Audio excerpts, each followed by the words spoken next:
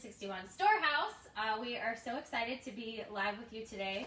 We're flipping the script a little bit and doing something totally different than we've ever done before. So we're super excited to share the whole entire process of what we go through here at Vintage 61 Storehouse when we refinish a piece in Miss Mustard Seed's milk paint.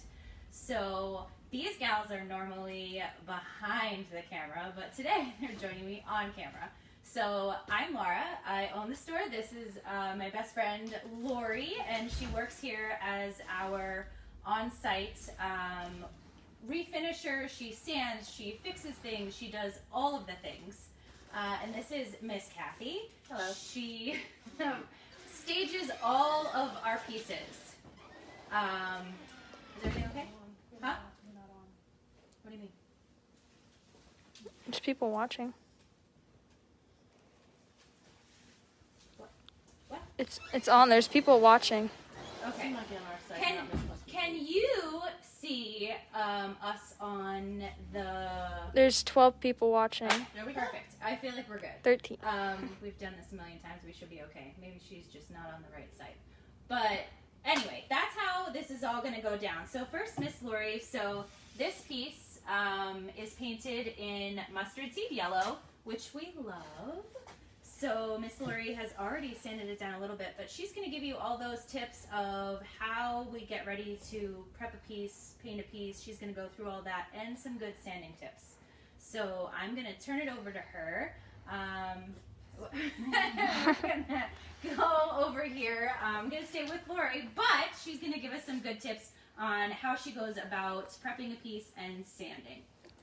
Okay, so often the piece is brought to me, and honestly 9 times out of 10 we're not sanding the piece. We don't really need to with this mustard seed paint, which is an amazing thing, right? It makes it super easy to use. But there are, on occasion, a time when we want to, you know, show the beauty of the wood and pair that with the beautiful color of paint. And again, she said this time we're using this mustard seed paint, and we saw this piece. It was very, I wish we would have saved like a portion of it so you could have seen what it looked like. It was super shiny. It was very shiny. It was very yellow, and it almost looked like oak. And so, to much of my surprise, once I started sanding, I realized that it wasn't oak. Anyway, so how I sand. This is called a random orbital sander. It is a power tool. It is amazing, and you should not be afraid of this tool. It is super easy to use, and we often use that. It takes away a lot of material quickly, so when you're working with something like a larger or a heavier varnish, this will do the job quickly, you know, which we like, right? So we could just get down. Agreed. We're all about the fast. Yeah. Normally we're running around here like crazy people, so fast is always good. Right. Now So, grits. yeah, so this is a sticky pad, Velcro pad that goes on the sander. 60 grit is on the low side. The lower the grit, the rougher the sandpaper. The higher the grit, the smoother the surface will be once you're done. So you want to start with the lower grits and then work your way up to the higher grits. And you use more than one grit. I often do, yes. So for this piece, I thought it was really shiny, and I thought I was going to have to start with something much rougher, but I err on the side of caution, and I usually just start with a medium grit sandpaper to get going, to see what I'm getting into. So I started with 120 grit, and it seemed to be coming off rather quickly, so I just stuck with 120 grit. It really took it off pretty quickly. I like to move around with this machine and not focus on one spot. Like, you don't want to get any divots. You don't really want to hold the machine like this. You want to, you know, move it around in circular motions. It is moving around in a circular motion randomly. I was even able to do the edges of this as well. So, you know, you just let the machine do the work, and you're not really like digging into this. If this scares you, this could have been done, I think, with sandpaper just fine. And the biggest things you want to remember when you're doing that, having something with a little bit harder back is a good way to start with this, but you want to always go with the grain. You never want to sand across the grain, because you're going to see all those scratch marks, and it's not going to be pretty, especially if you're staining. If you're painting, it might be a little bit more forgiving. But, yeah, so I sand it with 120, and then if you're going to stain, then I recommend going up to 220 or even 320 to get a really nice smooth finish. And what that's doing is essentially like polishing the wood. You're like closing the grain. So yeah. So think of it like pores, like you're closing the pores. Exactly, exactly. So yeah, so this is taken down to 220, and we put, what do? We did a regular wax finish on this, like a white, the furniture wax. Yep. Here. So furniture wax, as you can see, which we love, this is an old piece of furniture, so this is super warped, but I don't know, it adds to the character of all of the things. But when you use wax, a lot of times going over the piece, which is what Lori's going to do, with a clear wax first, it allows that to be like your base. So when you go over it with your antiquing wax or white wax, it allows that to move a little bit easier. If you would go and add antiquing wax or white wax right away, which we do, but we just didn't do it in this case, it really sticks to there, and you know, you have much more of that antiquing wax sticking or that white wax sticking. We just wanted a little bit of an effect, not necessarily bam, you know, antiquing wax and it was like brown. We still wanted to keep, you know, the integrity of the wood, which Miss Lori told me was maple, right? I mean, it looks like, well, I don't know. Sometimes it's really pretty. It is really pretty, and sometimes with these older pieces, they'll really fool you. Like, yeah. So. And the sanding, when she goes down to all of those really high grits, which is, it makes it smooth like butter. Like it is amazing. Like feeling this piece, and when she does all that, it's amazing. We love it. Yeah, it's a super great investment. Honestly, they cost between $60 and $100 depending on the brand. And I mean, we use the DeWalt here, but like, yeah, there's a ton of them out there, and it lasts for years. So, and again, it gets it off that much faster if you don't want to do all that like hand sanding, which can be like meditative. It's a good workout. It can be meditative too. Like you just, you know, put your tunes on and you just do your thing. We don't do that really. No, we don't. But it's always like go, go, go, go. go as fast as humanly possible. Let's get it done. Yeah. Y'all are more than welcome to ask any questions about anything that we're talking about on the video, because we definitely are going to cover a lot of ground. So you are more than welcome to ask questions. My daughter Isabella is behind the camera, so she will let us know if there's any questions popping up over there. So she did the clear wax, and now she's going to kind of buff this back off of here, and then she's going to put the antiquing wax on top of there, and it just is going to deepen it, make it this, it turns it from kind of being super yellow to kind of got yellow. Yeah, to being a lot dirtier, a lot more brown, and a lot warmer, which is kind of what we're going for. I can't wait till you guys see how we're tying all this together in Kathy's section, because I really feel like you're gonna love it. We were also toying with using the paint as a stain, and it's just not the way it worked out. We just had a different vision with this piece, but you can totally do that. You know, where you're is it thinning it really though? Like you're not. I guess it's mixing. To use it as a stain. Yeah. Yeah. So you want to thin it down. Like if we would have used like Curio or one of the other colors to use it as a stain, you're just watering that down, so you're getting more of a see-through, so you're still seeing the grain. And go, Isabella. What color is the bottom part? What color yellow? It is Miss Mustard Seed's yellow. So not as dark, you know, as a mustard seed. So it's kind of like a fresh, like a little bit brighter. Give me a description, Kathy, of what this yellow is. It's very spring. I would say it's sunflowery. Sunflowery. Yeah. I like that. But yeah, so mustard seed yellow. So if you're going to go to your local retailer, that is what you're going to look for. But see, now all of a sudden putting that antiquing wax on took it from that yellowy kind of tone. All of a sudden it gets a lot warmer, a little brown in there. It looks amazing. Big fan. Anyway. Yeah. So you always No.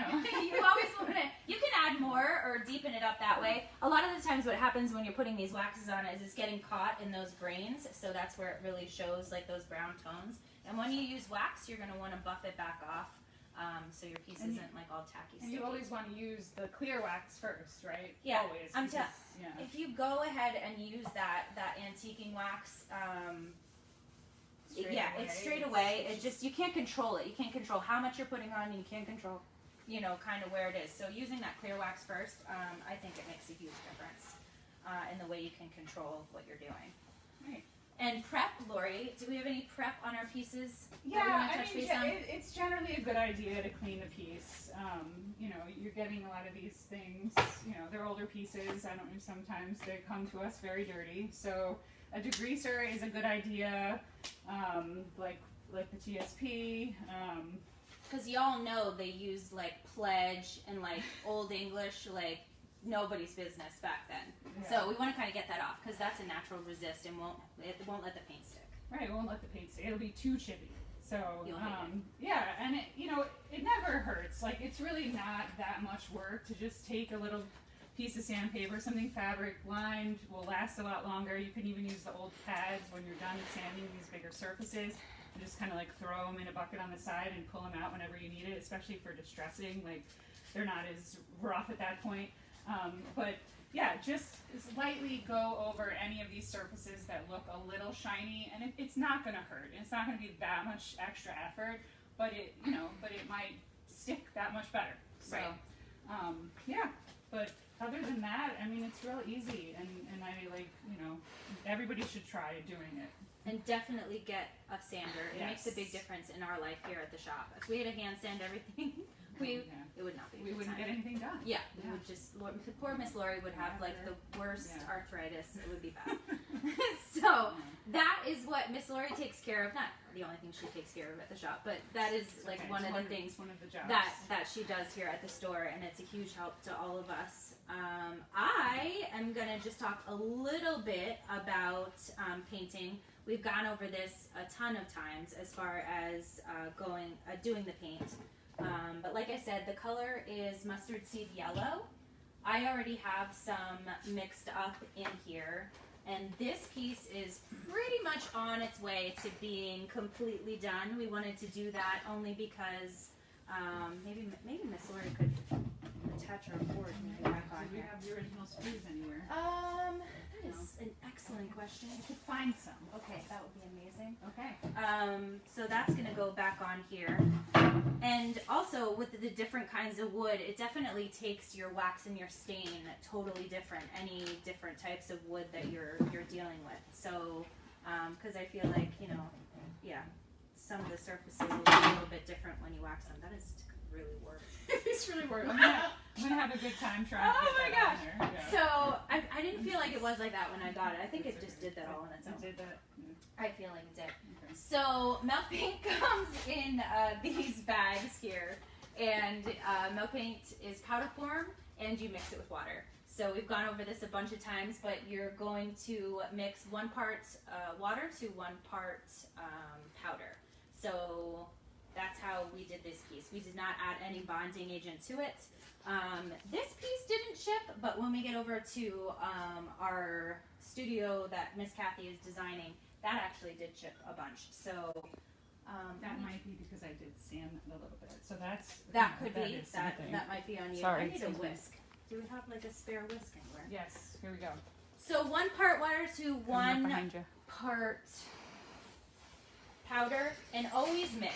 You want to mix and mix and mix and mix and mix and mix and mix the whole entire time you're painting, because what happens is the pigments go to the bottom of your paint, and then once you get down to the bottom, then you are wiping these pigments all through your piece, which it's not a good time, trust me. You don't want to do that. And painting is super, super easy. I don't want anybody to be, at the end of the day, it's just paint. But it's really easy. Maybe Miss Belle, you want to come over here so we can see what this looks like. This was the side of it that See? Okay, so can you see how that looks when you get a pigment and it runs through there? So you're seeing white run through there. And if that happens, just keep going over it. Because what happens is it totally works itself into the paint. So when you do have those little, I'm a messy painter, so Isabella's probably like, oh Lord, Mom. But it's really that simple, not complicated. Anybody can do it. Maybe get an edge on there.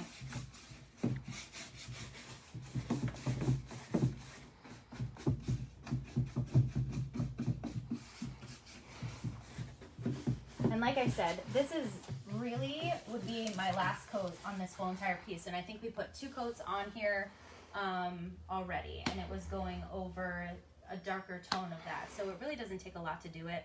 It doesn't take a lot of paint. So if you buy one of those bags that I held up earlier, that would totally finish this whole entire piece. And you would be good to go. They say it covers 70 square feet per bag. I don't know how that equates to furniture, but that is what is on there. And then to finish this piece off, we're going to need to put some type of sealer on it so that we cure the paint.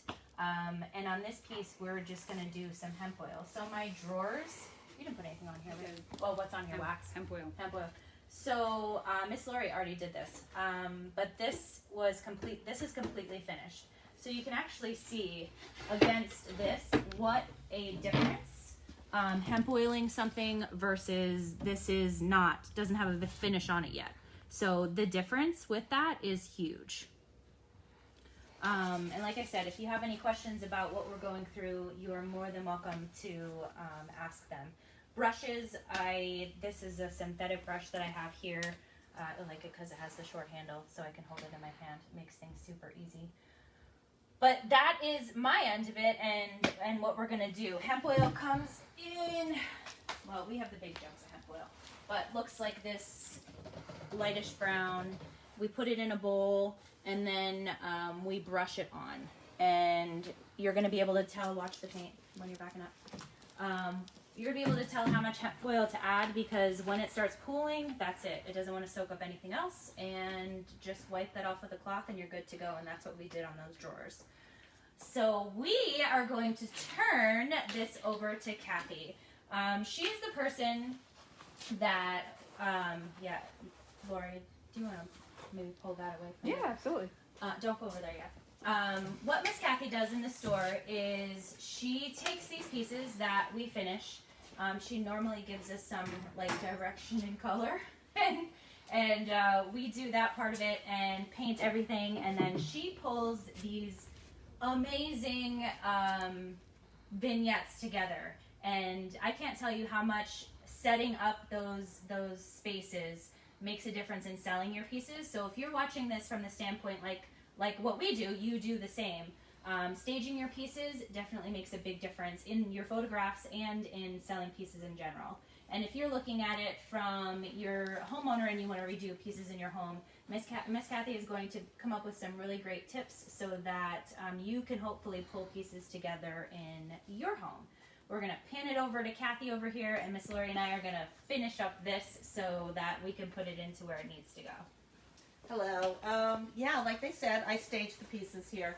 And for the home person who's not sure what to do in the way of color for the space that they're working on, look for an inspiration piece. It might be a blanket, it might be a sheets, it might be a chair.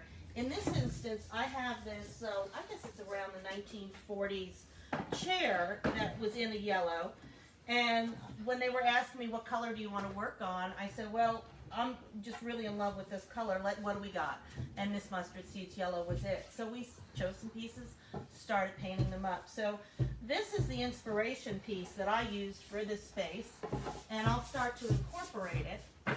And we've got pillows around the shop, and so you might find something like this to give it a little pop. As you can see, we've got pretty much of a blank slate here. Gray bottom, beadboard, and a creamish white top. So the bed is done in all neutrals. I tend to do that You can do your splash colors with your pillows. We don't sell sheets at the shop, so I don't have sheets on this bed, but normally I might even go with some yellows in a pattern or something and do a roll down, and so show the sheets. Do very hotel style, very magazine style. But the way you mix on a bed is to have textures. So if you see, we've got a blanket down at the bottom. It has some fringe. We've got some cream. This is like an old chenille row, and then we've got some modern, what would you call this? Just some tufted material right down to the little polka dots that we have on there. But it's all blending so nicely and giving you a lush feeling because of the mixture of textures. So over here I have an end table, and I would not normally pick a lighting fixture like that because look where you are. You're in bed and your light is so low. So don't be afraid to start thinking things like, well, where did I put those books? I know they're right I'll around find here. them. You keep talking. Yeah, I had some books handy. But look around the house for some books, and if they're, here we go. Oh, there we go. If they're competing with the color palette, just spin them around. Show your blank side, and then get your height next to your bed. Or and you can even, if you had bigger ones, you could stack them up smaller as you go. All right, so that's on that side, and they're going to be bringing this piece over in a minute to fill this void. But let's take a look at what was really necessary when you look at a space is what's positive, what's negative. Positive space are your pieces of furniture. Negative space is the air around it. So that is, the negative space is just as important as your positive space. I've got a very small scale here, but I want to bring in some texture. We've already put the screws in the wall, make life easy. So we'll add that there. We'll do the same on the other side. Miss Kathy, and color. People should not be afraid of color. Not at all. You know what you love. Don't be afraid of it. And, originally I was thinking of doing a bright green. That would have worked really nicely in this space. But we really settled on this because of that chair. We just all loved it and felt springy. And then Laura brought me a trunk to put at the bottom of the bed, and I felt it was too small and it had a rounded top. I really encourage whatever you put at the foot of a bed to have a flat top. If you have to sit, you put on your boots, or if you have to lay down a suitcase. It's a real functional space. I tend not to love the rounded tops. It's just my preference. I call them the treasure chest look. But I was decorating a lake house in South Carolina, and this woman had the most beautiful kitchen and a commercial grade refrigerator. And she had this rounded top trunk. And I went ahead and I put the trunk on top of the refrigerator and it filled that big huge void. It was the unexpected in a kitchen. And it's there, it's amazing. So if you look up Drake's Landing on one of the vacation sites, you'll see that lake house, and you'll see the shot of the trunk on top of the refrigerator. All right, so we've got our two pieces there. In a second, these ladies are going to roll in the piece of furniture. But meantime, take a look at this trunk. What Lori did with this is she sanded these strips just a little bit with some hand sandpaper, and then she went in with some wax, and it really brought out the luscious tones in here. Don't be afraid to mix the old with the new. That's what we're all about in vintage. And then for all of you that stage in your own shops, you look at this and you go, well, I just don't have the room to keep a mattress and keep that kind of going. This is an air inflatable mattress. Huh? We just throw it on top. You're giving away all our secrets, Kathy. But that's it. We're giving the secrets away. And it just collapses. You take it home. You get it out of the space, or you put it in a back cabinet.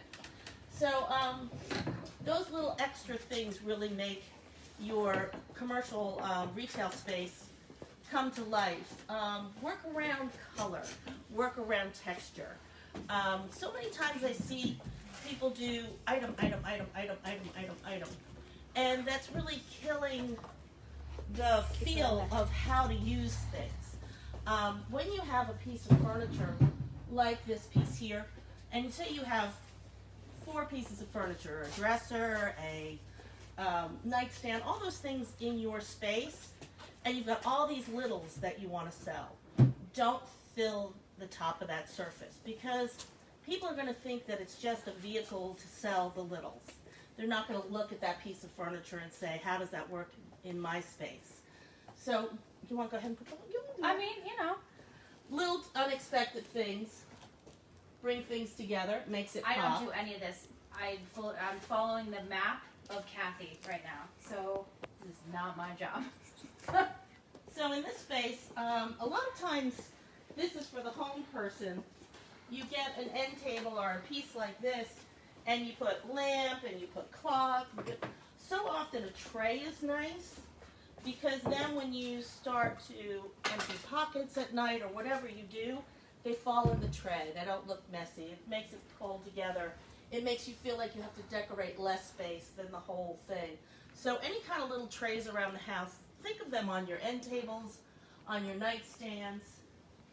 And then in this space, I'm going to use this because it's matching my tray, and it's making it look harmonious, not my eye jumping all over the place with color. It allows the flowers to really shine through. And if you notice, we've got rectangle, rectangle, rectangle, and this is nice and curvy. So this is going to pick up the curved, rounded shape of this.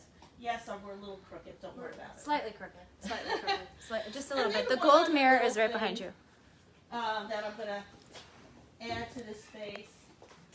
And yeah, it has a price tag on because we sell things here. Is this mirror. It's another unexpected because it's an unusual shape. Is that level? I mean, it's pointing down. No, yeah, it's good. Okay, well, Well, that's not level. That is it upside down? Miss Lori is coming in for the rescue, I think. Okay, come in for the rescue. I think it's upside down. It's just a little, just needs to be It's lovely. a little fixed, It's it's a lovely. little lopsided, ma'am. So, in looking at this space, So I'm gonna get back here and I'm I gonna know it didn't look like that when it was on the wall. before. show everyone what this So this looks is like. how you hang things crooked and lopsided. I hope you've enjoyed the tutorial. Give us a recap of Kathy's greatest design tips over there. You know, there's another little hook. I'm not going to be happy until this is right. You know that, right?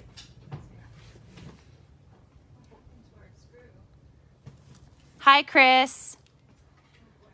Oh, there's lots of folks on here watching. I hope a lot of people get to watch this back.